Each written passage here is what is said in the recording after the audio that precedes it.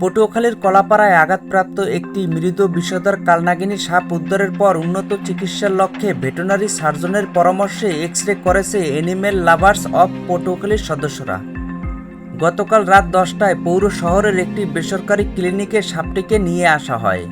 পরে এক্স-রে করে জানা যায় সাপটির মাঝ বরাবরে ফাটল ধরেছে। এর আগে সকালে পার্শ্ববর্তী আমতলী উপজেলার পুজোখোলা দফাদার বাড়ি সংলগ্ন এলাকা থেকে সাপটিকে লাঠি দিয়ে পেটানো অবস্থায় গ্রামবাসীর হাত থেকে রক্ষা করে অ্যানিমেল লাভার্স অব পটুয়াখালীর সদস্যরা।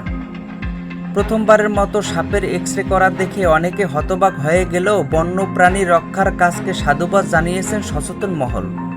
সবুজ এবং লাল ও কালো রঙের ডোরাকাটা প্রাপ্তবয়স্ক এ সাপটির দৈর্ঘ্য প্রায় 3 ফুট। অ্যানিমেল লাভার্স অব পটুয়াখালীর কলাপাড়া শাখার টিম লিডার বাইজিদ আহসান বলেন, কলাপাড়া উপজেলা সহকারী কমিশনার ভূমি ইয়াসিন সাদিক মহোদয়ের সহায়তায় আহত সাপটির এক্স-রে করা হয়েছে। প্রাথমিক চিকিৎসা শেষে সাপটিকে উন্নত চিকিৎসার জন্য ঢাকার ভেটেরিনারি সার্জনের কাছে পাঠানো হবে। News Bangla news desk.